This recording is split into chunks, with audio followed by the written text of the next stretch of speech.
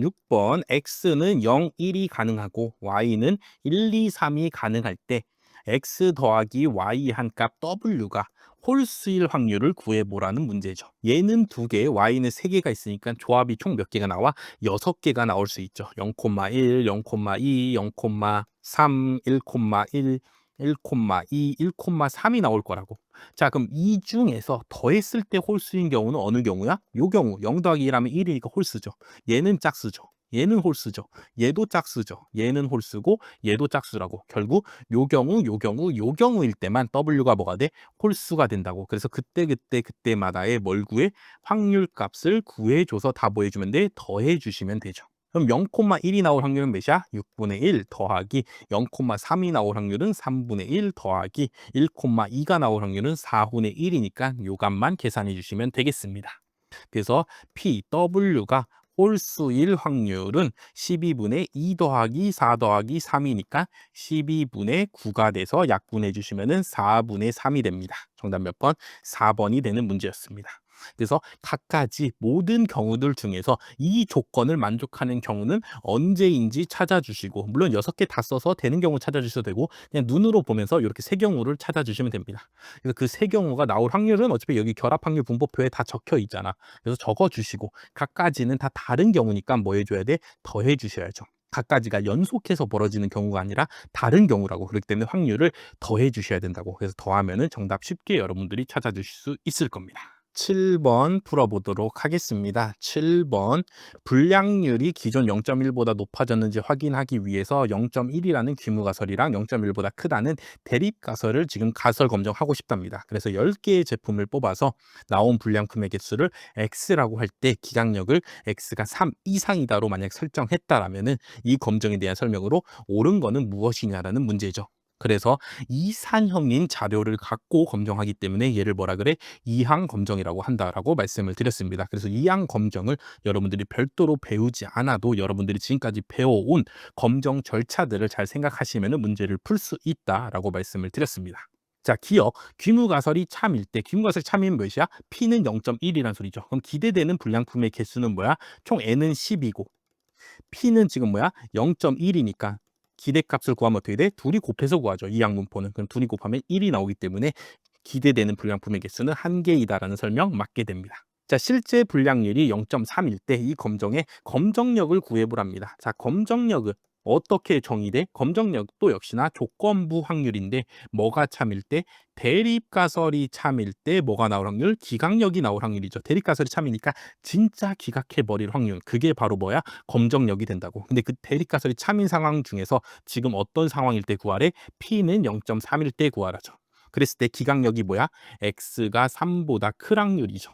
큰 부분이 기각력이잖아. 그래서 그 값이 나올 확률을 계산해 주시면 얘는 이산형 분포기 때문에 x는 3일 확률 더하기 x는 4일 확률 더하기 총 10개까지 뽑으니까 x는 10일 확률들을 다 뭐 해주시면 돼? 다 더해 주시면 됩니다. 그래서 P는 0.3일 때 X가 3이 나올 확률 계산해 주시면은 이항 분포의 확률값 구할 줄 알죠. 그래서 10C3 곱하기 0.3의 3승 곱하기 0.7의 나머지의 7승. 자, 요렇게 되죠. 그거 더하기 10C4 곱하기 0.3의 4승 곱하기 0.7의 6승. 자, 요런 식으로 해서 X는 10일 때까지의 확률 값들을 다 더해 주시면 되죠. 그래서 그거를 요약해서 적어 놓은 게 바로 요 시그마 값이다. 그래서 K는 3부터 출발해서 10까지 가는데 어디가 지금 바뀌어? 여기 10, 15 하는 부분이 바뀌죠. 그래서 여기다가 K 적어주시고 그다음에 여기 있던 값들이 3, 4, 5, 6, 7, 8 이렇게 늘어나잖아. 그래서 여기에도 K 적어주시고 여기는 7, 6, 5, 4, 3, 2, 1 이렇게 줄어들 거잖아. 그래서 10 빼기 K 적어주시면은 자, 요런 식으로 검정력을 써줄 수 있는 거 맞다라는 거 여러분들이 찾아주실 수 있을 겁니다. 마지막으로 디귿 보시면은 기각력을 x가 2보다 크다로 바꾼대. 그랬을 때 이종 오류의 확률은 증가하냐? 자, 이종 오류의 확률은 어떻게 적을 수가 있어? 뭐가 참일 때? 대립가설이 참일 때 기각력 뭐 하는 거야? 반대가 나올 확률이죠. 그러니까 귀무가설 채택할 확률이잖아. 대립가설이 참이면 귀무가설 기각해야 되는데 그러지 못하고 반대 역부분이 나오는 거라고. 그래서 이종 오류의 확률은 검정력이랑 무슨 관계가 있어? 서로 반대되는 1 빼기 검정력 하면은 이종 오류 확률이 나오고 1 빼기 이종 오류 확률 하면 뭐가 나와? 검정력이 나오는 관계가 있는 거죠. 자, 그래서 대립가설이 참인 상황에서 기각력 반대, 귀무가설을 더 뭐 해야 돼? 채택해야죠. 채택할수록 뭐 하는 거야? 늘어나는 거라고. 제2종 오류 확률이라는 거는 채택할수록 늘어나는 거라고. 그럼 원래 기각력은 3보다 크다 했어. 근데 2보다 크다로 바꾸면은 더 채택하겠어? 더 기각을 하는 경우가 많겠어? 생각을 해보십시오, 여러분들이. 자, 총 자료를 10개를 뽑았어. 그럼 불량품이 막 나올 거 아니야. 0개 나올 수도 있고, 막 5개, 6개 막 이렇게 나올 수도 있죠. 근데 3보다 클 때만 이제 기각하기로 했어. 그러면 3보다 많이 나올 때만 기각이 되는 지금 현재 원래 상황이 있었는데 기각력을 2보다 크다로 바꿨어. 그럼 이제 2개만 나와도 뭐 해? 기각해 버리게 되죠. 그러면은 요렇게 바꾸게 되면 더 어떻게 돼? 기각할 확률이 올라가게 되죠. 기각하는 경우의 수가 더 늘어나니까 기각 확률이 늘어난다고. 근데 제2종 오류 확률이라는 건 뭐야? 채택을 많이 할수록 늘어나는 확률이라고. 근데 기각력을 바꿔서 기각할 확률이 더 올라가게 되면은 채택하는 경우가 더 뭐해? 줄어드니까 채택할 확률이 더 줄어들게 되겠죠. 그래서 이종 오류 확률은 증가하는 게 아니라 뭐가 돼? 감소하게 되겠죠. 그래서 디귿이 틀렸다라고 여러분들이 통계학적으로 생각해서 판단을 해주시면 됩니다. 아니면 정말 간단하게 우리가 그동안 많이 봐왔던 1종 오류 확률, 2종 오류 확률 검정력 그래프로 살펴보시면 얘가 귀무가설이고 얘가 대립가설이라고 쳐봐. 그러고 나서 기각력을 여기다 만들었습니다. 자, 우측 검정이니까 이렇게 기각력을 만들었어. 근데 2종 오류 확률이라는 건 뭐라고? 대립가설이 참인데 귀무가설 요 부분을 채택하는 거기 때문에 요쪽이 더 이쪽 기각력의 반대가 나올 확률이니까 요만큼이 뭐가 돼? 2종 오류 확률이 되죠. 그런 상황에서 기각력을 더 어떻게 해서 더 왼쪽으로 보냈죠. 3보다 크다 해서 여기가 3이었는데 3보다 크다 해서 이제는 2보다 크다로 더 이쪽에다가 이제 기각력을 만들었다고. 그럼 기각력 반대가 나올 확률, 대립가설이 참인데 기각력 반대가 나올 확률은 요렇게 되잖아. 그럼 2종 오류 확률이 얘가 되니까 기각력을 더 왼쪽으로 옮기면은 이종 오류 확률이 더 어떻게 돼? 줄어드는 걸 볼 수가 있죠. 자, 이런 식으로 해서 그래프로 판단하시든 아니면 여러분들이 이종 오류 확률의 의미는 무엇인가를 생각해서 판단하시든 어쨌든 디귿이 틀렸다라는 것을 잘 판단해 주시면 되겠습니다. 그 정답 몇 번? 2번이 되는 문제였습니다. 8번 풀어보도록 하겠습니다. 두 사건 A, B에 대해서 이렇게 벤 다이어그램이 그려졌을 때 요 색칠된 부분의 확률을 옳지 않게 나타낸 거는 누구냐라는 거죠. 그래서 1번부터 살펴보시면 1번 PA에서 교집합 부분을 뺀다. PA 요만큼이 PA잖아. 그중에서 교집합 부분을 빼면 나머지 요 부분만 나오는 거 맞게 되겠죠. 그래서 1번 맞고 2번 A랑 B가 아닌 데의 교집합이다. A는 요만큼이 있고 B가 아닌 부분은 요렇게 있을 거 아니야. 요 부분들이 B가 아니겠죠. 그럼 둘이 겹치는 부분 어디야? 똑같이 여기가 색칠되겠죠. 그렇기 때문에 2번 설명도 맞다. 3번 전체 합집합을 놓고 거기서 B만 빼면 된다. 그렇죠? 그래도 여기 부분 나오는 거 맞게 되겠죠. 그럼 4번이 정답인데 4번은 어떻게 확인하시면 되냐? 얘를 다시 쓰면 어떻게 돼? PA 곱하기 1에서 B인 부분의 확률을 뺀 게 뭐야? B의 여집합이 되죠.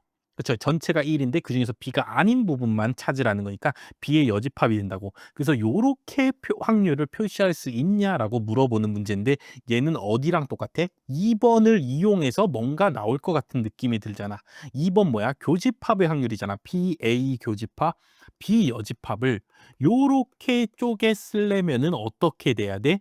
A랑 B가 둘이 뭐야 돼? 독립이면은 요렇게 쪼개 쓸 수가 있죠. 근데 우리는 지금 현재 이것까지는 맞는 상황인데 얘도 맞는지 알아보고 싶은데 얘가 이게 되려면은 뭐 해야 된다고? 독립이어야 한다고. 근데 이 문제 어디를 봐도 A랑 B가 독립이라는 조건이 없잖아. 그렇기 때문에 4번처럼 쓸 수는 없다라고 판단을 해주시면 됩니다.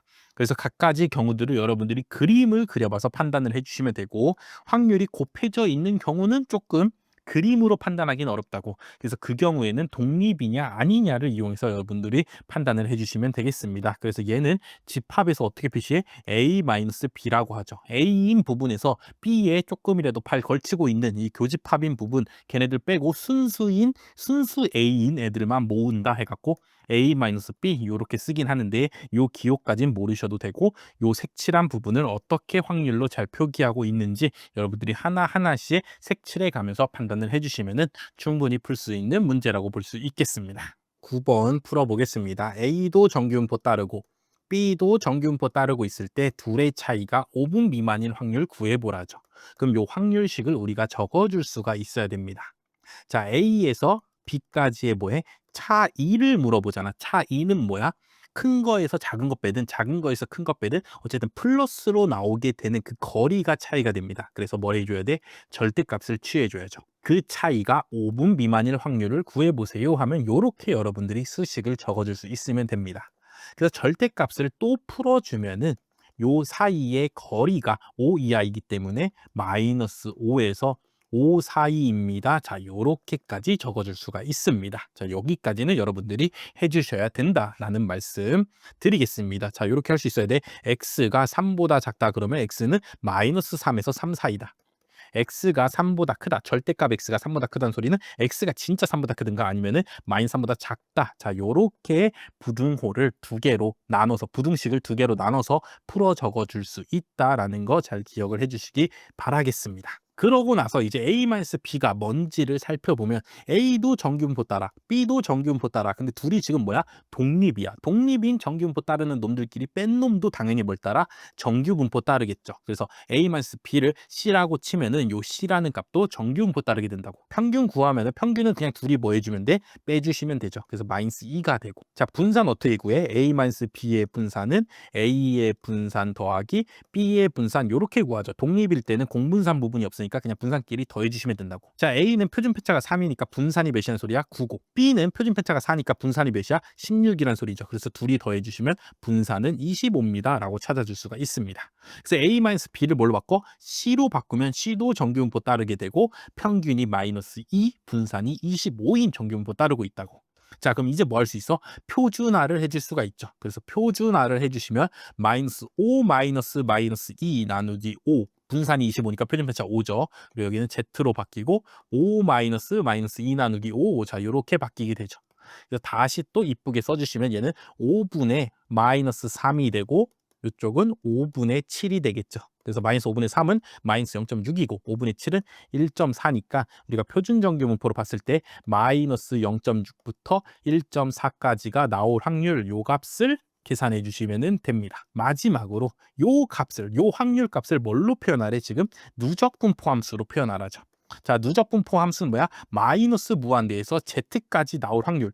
요렇게 표준 정규분포가 있을 때 어딘가에 z값이 있다면은 마이너스 무한대부터 쭉 칠해서 z값까지 칠한 요 확률을 뭐라 그래? 우리가 파이 z라고 하는 거라고. 자, 그래서 우리가 구하려고 하는 이 확률값을 파이로 표현하면 마이너스 무한대부터 해서 일단 1.4까지의 확률값 파이 1.4를 구해줘.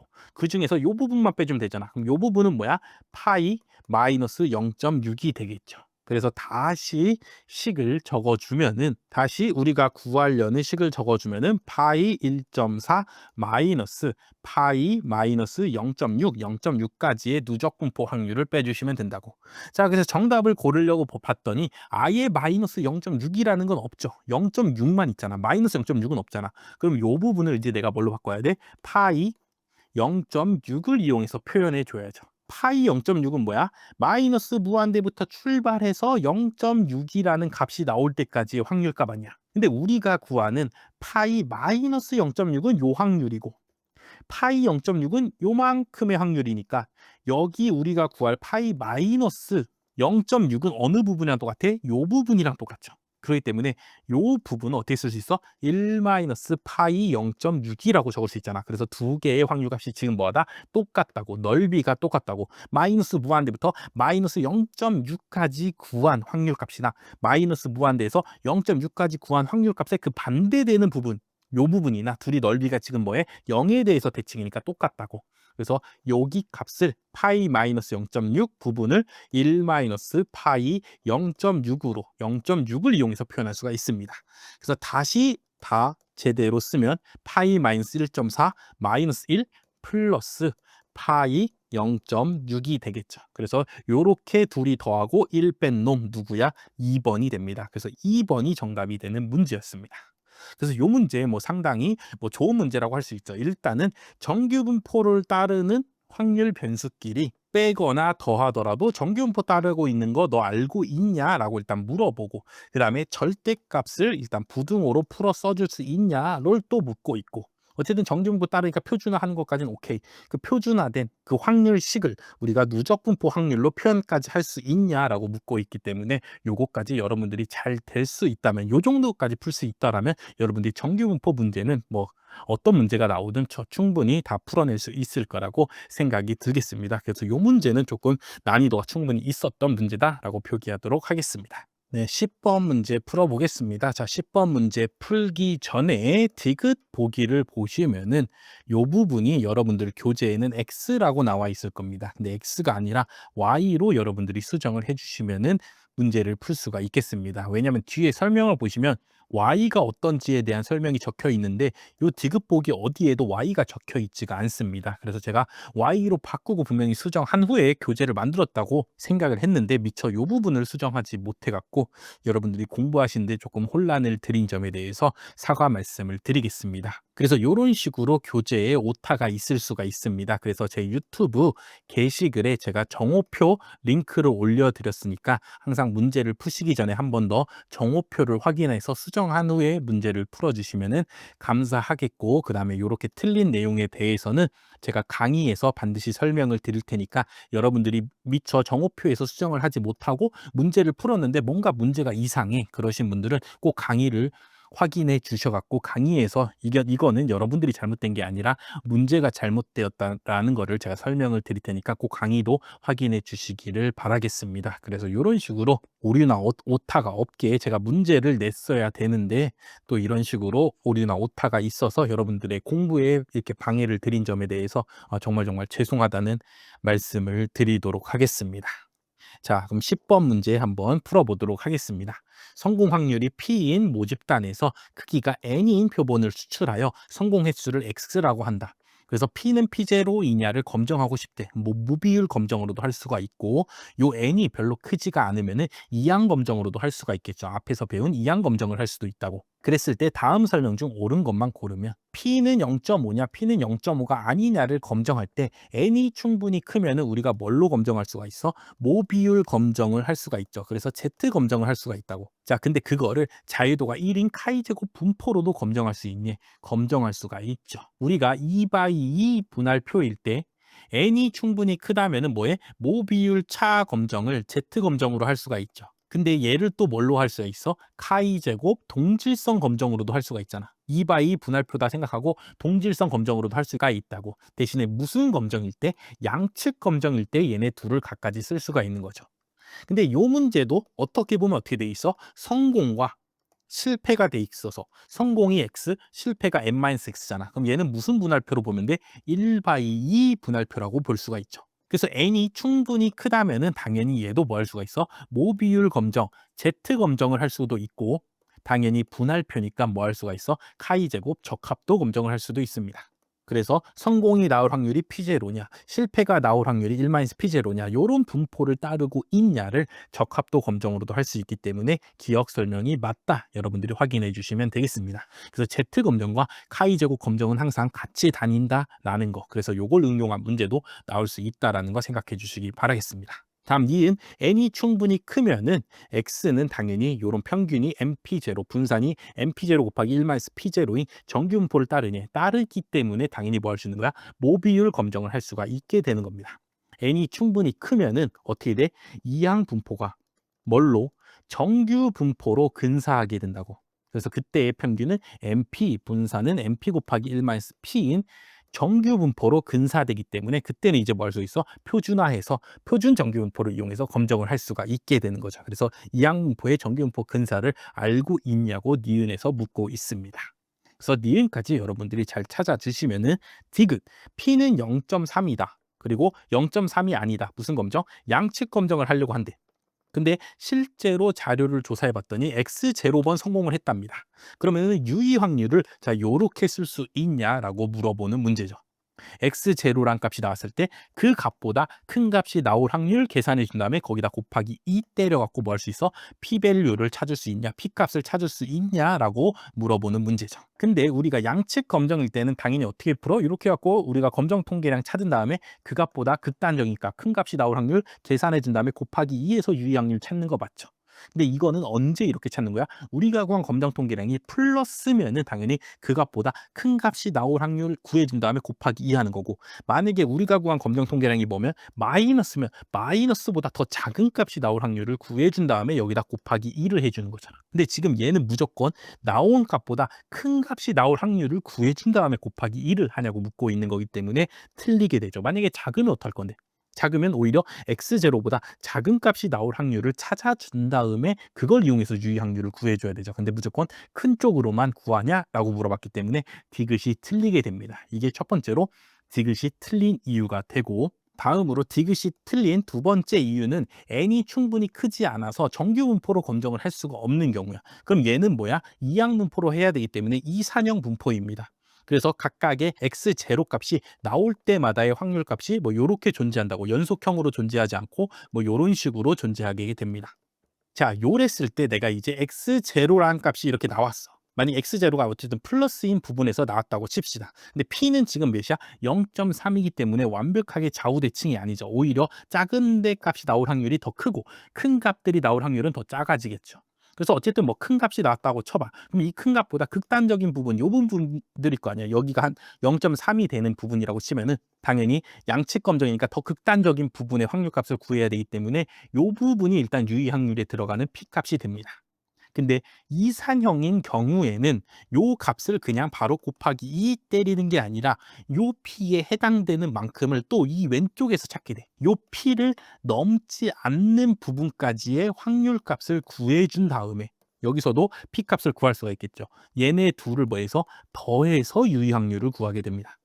그렇기 때문에 요거는 뭐 쉽지 않은 내용이기 때문에 굳이 뭐 공무원 시험에 나오지는 않기 때문에 여기까지는 여러분들이 모르셔도 되지만, 이산형을 이용해서 이항 검정을 만약에 하게 되는 경우에 양측 검정의 양측일 때의 유의 확률은 일단은 나온 값보다 더 극단적인 부분, 만약에 큰 값이 나왔다고 치면은 더 큰 값이 나올 확률 일단 하나 구해 주시고, 그럼 반대쪽에서도 양측 검정이니까 구해 줘야 되는데 그때는 이 값을 그냥 곱하기 2 하는 게 아니라 이 값에 해당하는 부분만큼을 왼쪽에서 작은 쪽에서 찾게 된다고. 그래서 여기가 만약에 0.07이 나왔어. 그럼 0.07을 넘지 않는 값을, 성공 횟수를 찾는다고. 뭐 0일 때의 확률이 0.003이었고 뭐 1일 때의 확률이 0.04쯤 됐고, 근데 만약에 2일 때의 확률이 0.05야.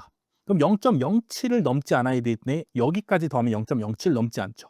그다음에 여기까지 더하면 0.07 넘지 않잖아. 근데 2일 때의 확률 값을 더하면은 0.05 더해 버리면은 0.09로 0.07을 넘어 버린다고. 그러면은 여기까지만 유의 확률로 친다고. 그래서 그 두 확률을 뭐해서 더해서 유의 확률을 계산하게 됩니다. 그렇기 때문에 여기랑 꼭 큰 쪽 부분이랑 무조건 좌우 대칭이 아닐 수도 있게 되겠죠. 그렇기 때문에 조금 이산형일 때는 유의 확률 구하는 법이 조금 다르기 때문에 그 점 때문에도 틀렸다라고 판단을 해야 되는데, 요 부분, 요 두 번째 설명인 부분은 조금 어렵기 때문에 여러분들은 요 앞에 설명인 부분, 무조건 나온 값보다 큰 값 구한 다음에 곱하기 2 하는 게 맞아? 아니면 그럼 작은 값 나오면 어떡할 건데? 작은 값 나오면 작은 데가 나올 확률 곱하기 2 해야 되는 거 아니야? 그렇게 생각해서 디귿이 틀렸다라고 정도까지만 여러분들이 판단을 해 주실 수 있으면 되겠습니다. 그래서 이 문제 앞에 뭐 기억, 니은, 디귿 다 판단하는 게 조금은 어려운 내용이기 때문에 여러분들이 조금은 고민해서 좀 풀어주셨어야 되는 문제다. 그렇기 때문에 완벽히 여러분들이 이 문제를 풀 수는 없겠죠. 근데 만약에 시험장에서 이런 문제 맞닥뜨리더라도 여러분들이 정답을 골라내야 된다고. 그러면 내가 지금까지 배운 지식을 총동원해서 이런 말 이거 가능할 것 같은데 카이조 분포로 굳이 검정한다고? 근데 모비율 검정? 카이조 검정이랑 좀 연관이 있잖아. 기억 맞는 것 같아. 니은 이런 정규분포 따른다고? 따르겠지. 이항분포 n 커지면 정규분포 따른다며. 오케이, 니은도 맞겠지. 디귿 조금 뭔가 이상한데 무조건 큰 값 구한 다음에 곱하기 2 하는 거. 유의 확률이 얘가 플러스인지 마이너스인지 어떻게 알아? 조금 이상한데 얘 좀 틀린 것 같다. 자, 요런 식으로 해서 정답 골라줄 수만 있으면 된다고. 이 정도만 여러분들이 되셔도 시험장에서 충분히 이 정도 난이도의 문제 푸실 수가 있을 겁니다. 물론 당연히 이 정도로 어려운 문제 나오진 않겠지만 이렇게 어려운 문제 한 문제씩 나올 수가 있다고. 그럴 때 여러분들이 이걸 완벽하게 풀 수 있으면 물론 좋지만 당연히 완벽하게 풀 수 없는 어려운 문제들이 나올 텐데 그때 여러분들이 배운 내용을 최대한 활용해 갖고 최대한 정답에 가깝게 가도록 노력을 하시면 된다. 그래서 요 모의고사를 통해서 당연히 이 정도로 어려운 문제 앞으로도 나올 겁니다. 그때마다 그냥 모르니까 에이 그냥 넘어가자 하지 마시고 최대한 내가 아는 거 활용했을 때는 정답 뭘까? 1 번일까? 2 번일까? 뭐 4 번일까? 뭐 이런 식으로 최대한 활용해서 한번 찍는 연습까지도 해 주셔야지 여러분들이 시험장 가서도 같은 방식을 이용해서 최대한 정답에 가까운 거를 고를 수가 있다라는 말씀 드리면서 10번 진짜 어려운 문제가 맞다라는 말씀 드리면서 10번 마치도록 하겠습니다.